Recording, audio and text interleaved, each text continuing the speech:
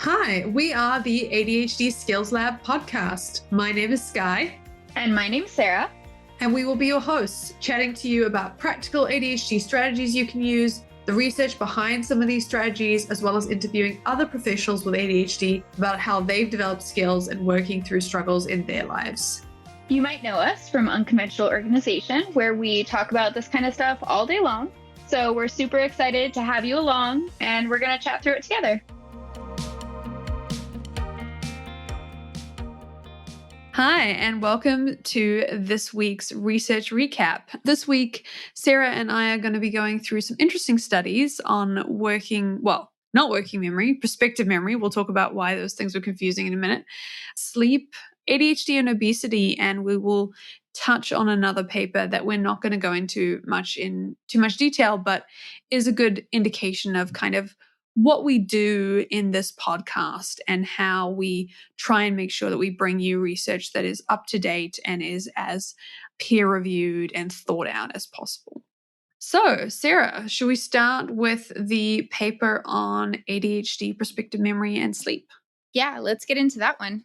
So, the paper is basically looking at activity-based prospective memory in ADHD following sleep.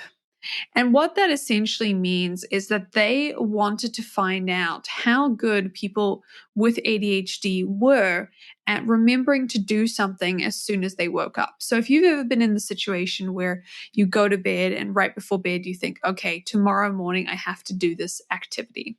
I have to do this thing when I wake up. And then you wake up and you don't even know that you didn't do it because you forgot that you even had that thought. And if you didn't write it down, then it's gone forever. That's kind of what people are looking at here with the prospective memory test. Very interesting study and kind of got us talking about memory in general. So, Sarah, do you want to tell us a little bit about what is prospective memory? Sure. So prospective memory is basically just remembering something that you're going to be doing. In this case, participants had to press a button within 60 minutes of waking in the morning. And the quicker you remembered to press that button, the more excellent your score was, which is a weird What thing if you to say. snooze?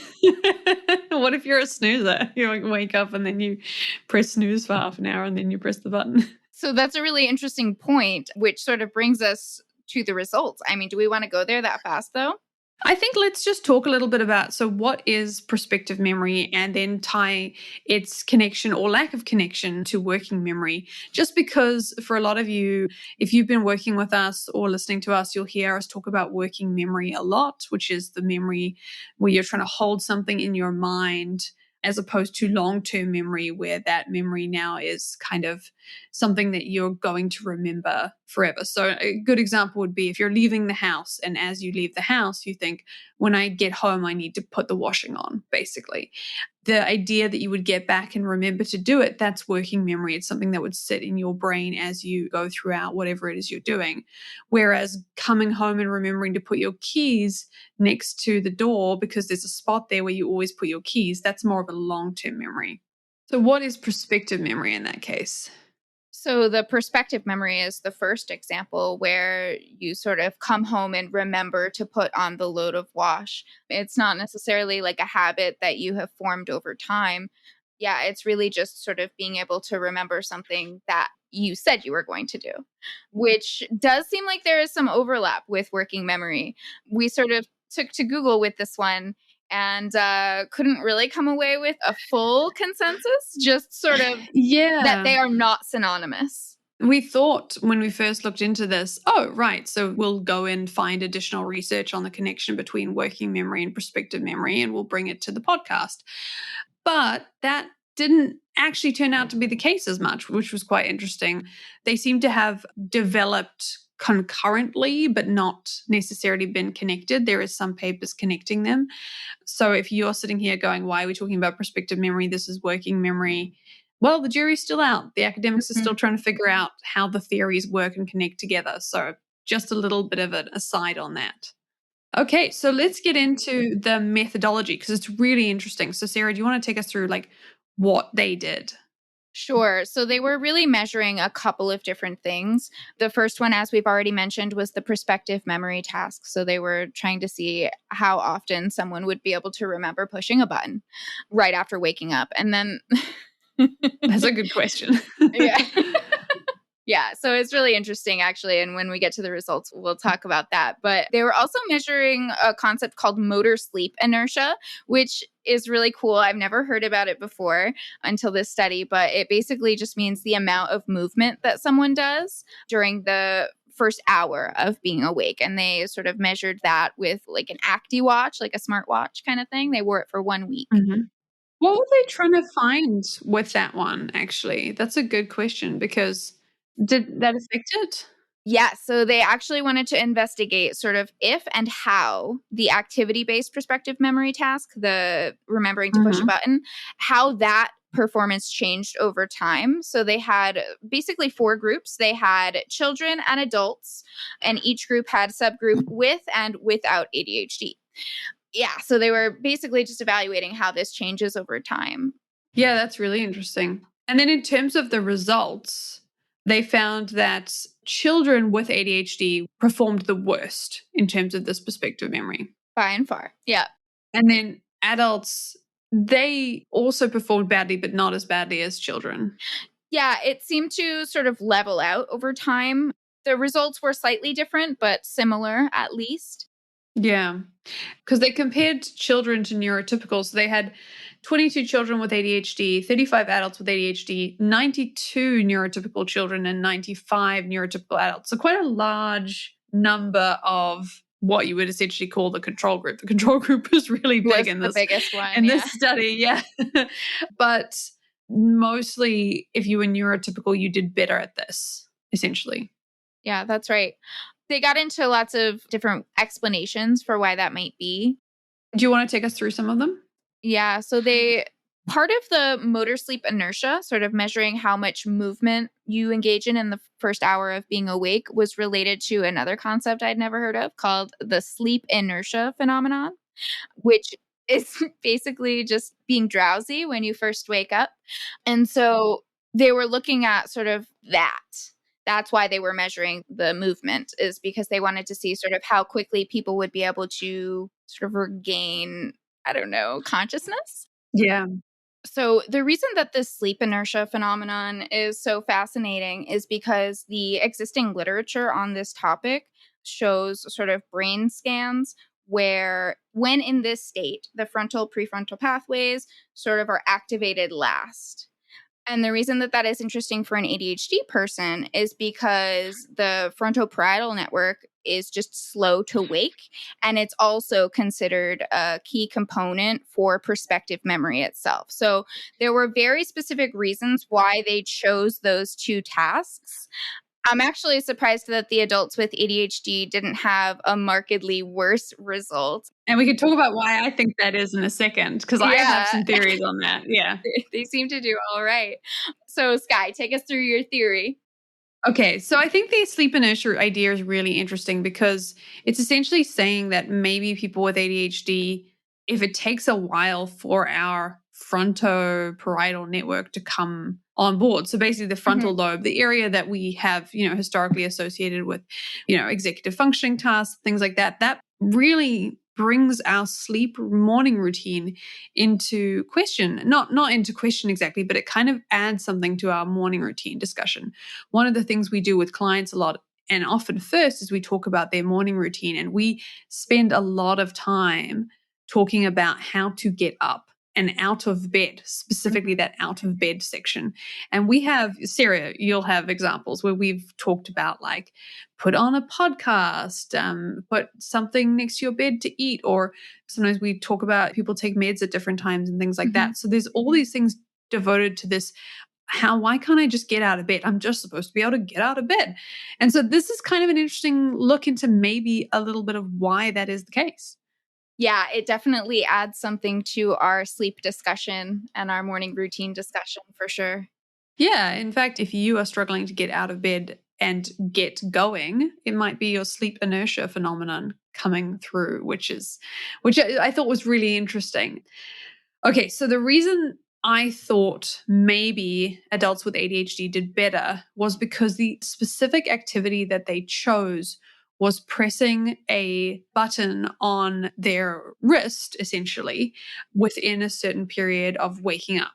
Mm-hmm. That is a super normal thing a lot of people with ADHD do. If you have a watch that has an alarm, if you have any alarm in general, the idea that you would press a button when you wake up to turn something off or turn something on is really common.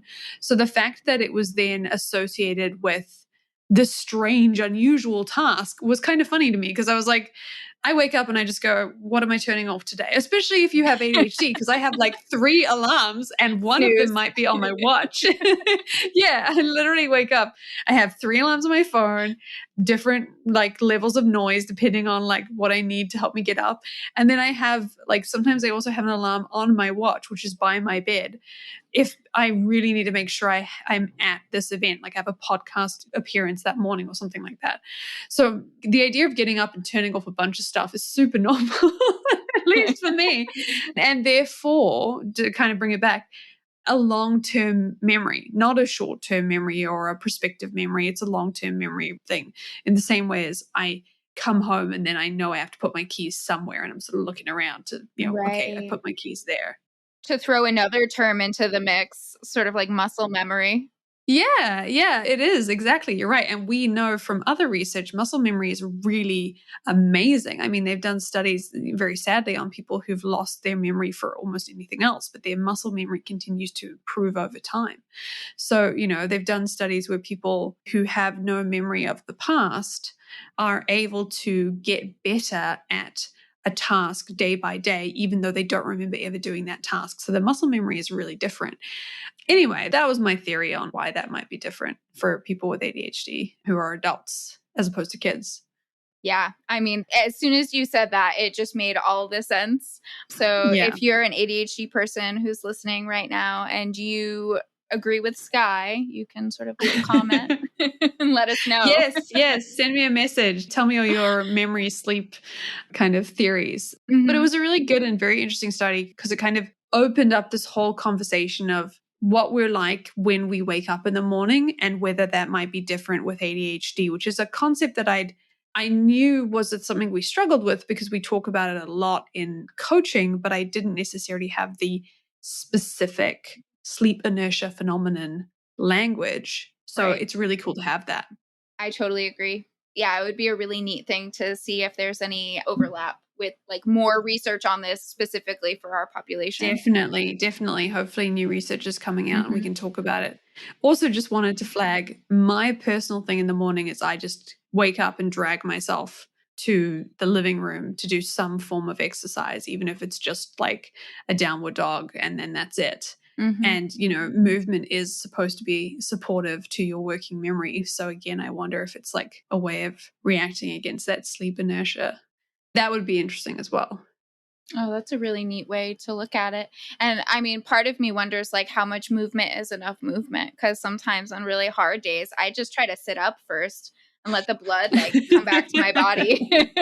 That's it. Just sit up. Yeah. Sit up, lean forward, like all of these things. And for those of you who are like, yes, that is the hard thing.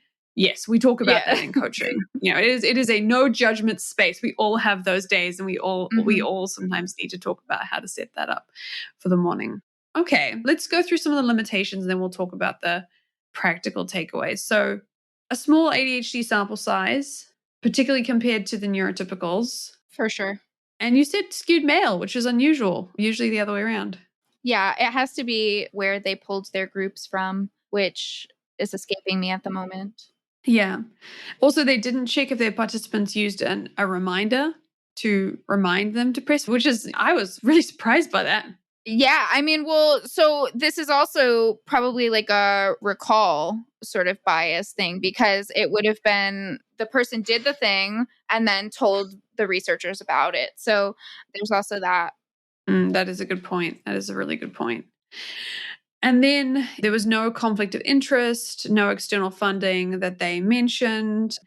So, Sarah, what would you say is the practical takeaway? I know I saw you wrote some notes on here, so I'm just going to let you go for it with regards to that, what the practical takeaway could be for this.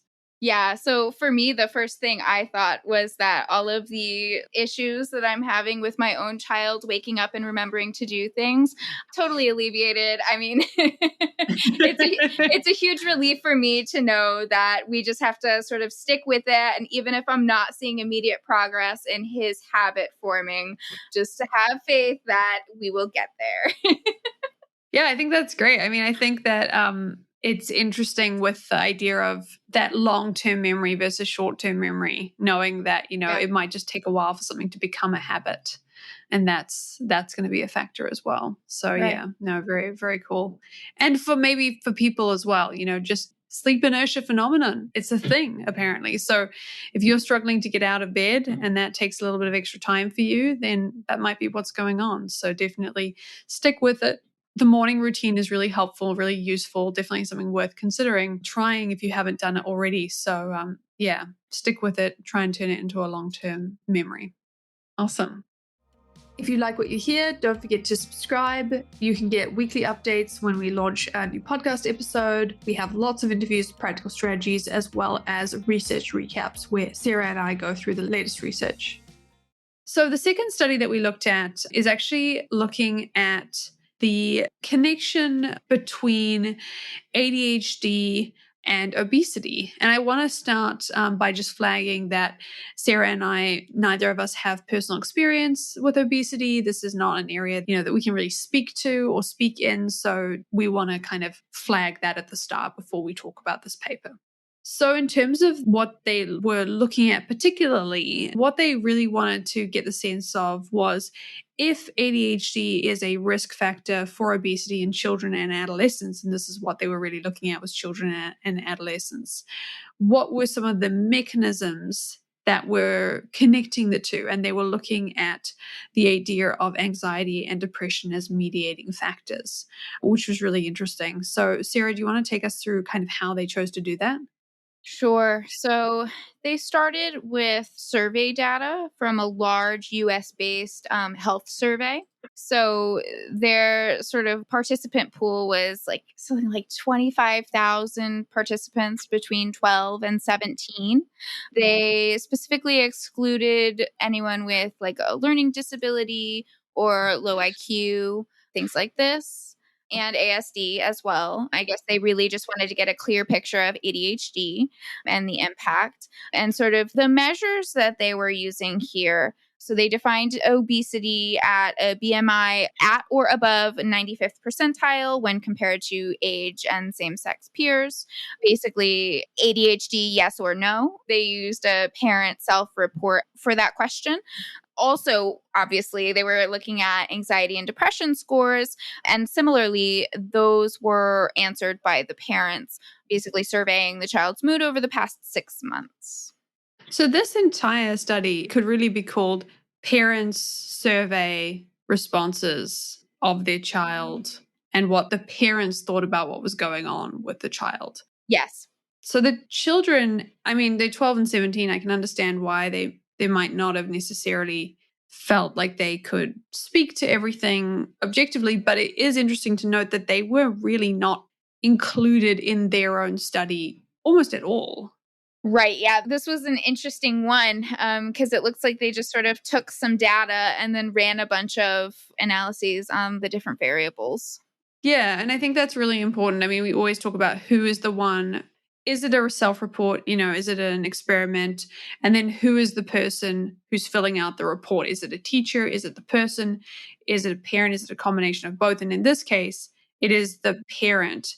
And I thought it was also really interesting that they specifically asked the question, how they figured out if their children had ADHD was, has the child ever been diagnosed with ADHD by a doctor? So there is a bit of a self-report there. They're not asking for like evidence or anything like that. I did wonder how many people could be like, yeah, the doctor said they might have ADHD the one time, and then that counts as a yes. That was an interesting question. Yeah, I mean, they specifically list that as one of their limitations is just that the diagnosis status is subject to recall bias. So there are possibly even some parents who should have marked yes, but instead marked no. So recall bias is always really interesting, and it kind of comes into play in almost every kind of survey study. Yep. And this is just a PSA. Once again, if you do Yeah. get a diagnosis of ADHD, get it written down. Yes, please. It's important. So in terms of what they found that ADHD was a predictor of obesity, and that they found that this was partially mediated by depression as well as anxiety. It did seem like depression was a bigger mediating effect than anxiety when they came to children. And this was obviously, again, it was based on those parental reports. They had a few ideas about why. They talked about genetic vulnerabilities. They talked about differences in executive functioning deficits. They basically found that the relationship between ADHD and obesity might be basically related to cognitive neurological factors. It might be related to emotional factors as well. And we've talked a lot about emotions and ADHD and the difficulty with emotional regulation here on this study as well. Was there anything you wanted to add to the results conversation, Sarah? Yeah, so I just wanted to say that because no actual study took place here, it was really hard for them to sort of factor in any of this lifestyle and like genetic risk factor stuff, which is obviously a really important piece of any conversation about health. And the authors do sort of take the opportunity to say, like, the relationship between ADHD and obesity is not just sort of about behaviors, but a complex range of other factors. So while it's definitely a contentious topic, I think they knew that as well. Yeah. Yeah. And they were bringing that conversation in as well. Mm-hmm. So they found in terms of limitations, they did mention that parents may have forgotten that their child has ADHD. I also would like to flag, when does it count as a diagnosis? If you go to your GP and your GP says, oh, yeah, that's probably ADHD, does that count as an ADHD diagnosis, or is it actually getting the full diagnosis? Because those two things are very different. So I think that would also be part of that limitation that they flagged there. The child's height and weight were reported by the parent as well, not clinically measured. So basically, this entire study could, like we said at the beginning, be rewritten to say parents' perspective on their children Mm-hmm. for all of these factors. And our parents love them. They're very busy people. They might not remember all of the details. It also didn't include other variables typically involved in weights. They didn't discuss lifestyle or physical activity or sleeping conditions or anything like that. They were just focusing on these couple of things. And they didn't have any data on whether people were taking ADHD medication, which would have an effect potentially on whether people were struggling with any of these factors. Yeah. They mentioned ADHD medication, but I also want to flag medication for anxiety and depression. If they are struggling with anxiety and depression, that might also be a factor. So say a parent says, well, my child's mood is really good and they're not struggling with anxiety or depression because 3 months ago we went and got them medication, and they're not, again, what we can take away from this is very vague because of the fact that it's all parental subjective reporting, which is interesting. Yeah. I mean, not to sort of like blame the parents and everything, but I can totally relate. The last time we went back to school shopping for my child, I bought everything in a size too small. I think we bought his shoes like 2 sizes too small. And yeah, I mean, I think we just didn't try anything on. So they grow really fast, Skye.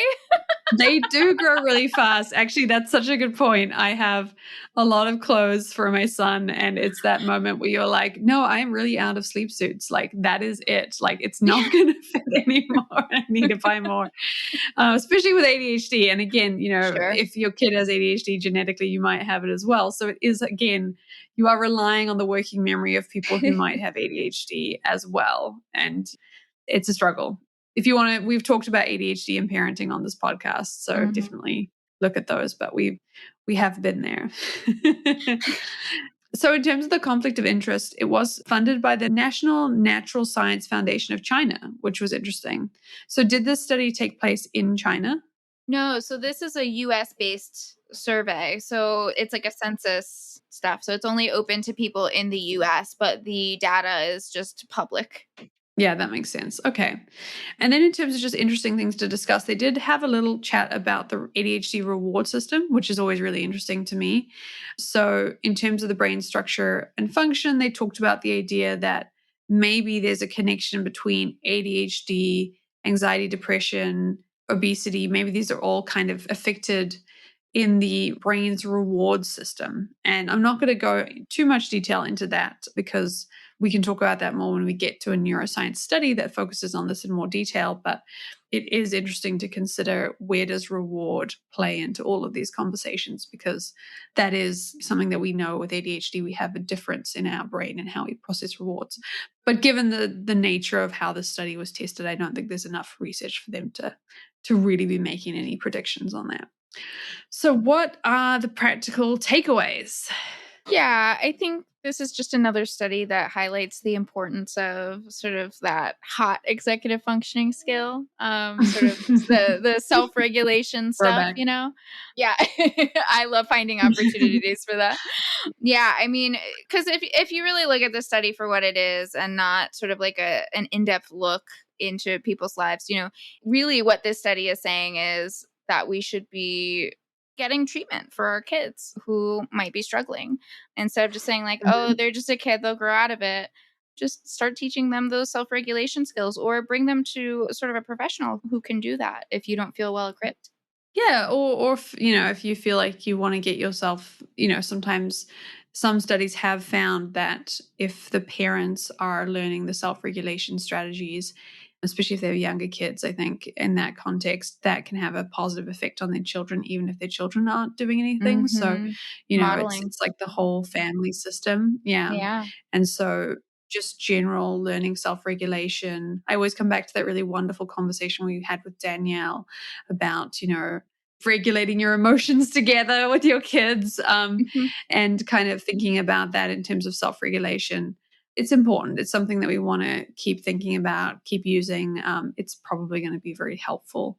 The continual research in this area is definitely a reminder about that. So, yeah, emotional regulation is a real struggle with ADHD, and we want to do everything we can to support ourselves. And if you need help with that, we do have a few articles on the website to help you get started. Okay. So the last paper that we want to just kind of flag, this is less of a paper. We're not going to discuss it in any particular detail. This is more of a behind the scenes of how this actual podcast works, because we've been doing these research recaps now for maybe 10 episodes at this point. And we talked a little bit about what we do, but we kind of wanted to let you guys in behind the scenes of what we do and what we don't do. So essentially, there was a paper that we were considering discussing. We have a research team who very wonderfully goes through every week and finds the latest research that's come out that week, and they test it for, is it peer reviewed? Is it, looking at something that's going to be supportive of ADHD? There is a lot of studies out there that just are very negative and unhelpful that we don't discuss necessarily. And so we pick sort of 3 studies that have recently come out, but sometimes you'll notice there's 2. And usually if there's 2 and we're discussing 2, that usually means that there's a paper that we decided on balance after, reading the paper, pulling out all the references, pulling out all the information, we decided not to include. And Give it this the one was X. so Sorry. yeah. And this one was so on the border that we actually Yeah. decided maybe this is a good discussion of kind of the decision-making process, and then we'll also tell you a little bit about what the study found. Yeah, so this is a non-peer-reviewed paper, but it was, something that was published in Open Science Journal by postdoc level researchers. And it sounds really interesting. For the people who have written this paper, and you'll see the link in the show notes, this is a great paper. You should definitely build on this and develop it. But we just decided not to include it here in any particular detail for a couple of reasons that we'll go into. So basically what this paper looked at was looking at distractions in adults with ADHD. How distracted are we when we're looking at things compared to neurotypicals? So Sarah, do you want to take us through a little bit about what that meant and the way they tested it? Yeah, so they used sort of an eye tracking task, and they set it up in a few different ways, but basically they just wanted to see whether or not you could look like bring your attention to the target object while ignoring the distracting objects. And they sort of did it in a couple of different ways, one in which the distraction was less obvious and one in which it was more obvious. So that's sort of what they were looking at there. They used lots of self-report scales as well, but they did have sort of a semi-structured interview process just to try to counteract that report bias that we were talking about earlier. Yeah, and what they found was really interesting. So it's not that people with ADHD participants, it's not that they didn't look at the thing. It was more that they tended to linger on the distraction with more refixations. So a good example of this I thought about was if you're in a workplace and somebody is doing something outside, like for example, somebody was washing windows outside. We had to pause this podcast for a few minutes. If something like that is happening, based on this sort of study and what they found, people who were neurotypical and people who had ADHD would both look and be like, oh, that's a thing that's happening outside.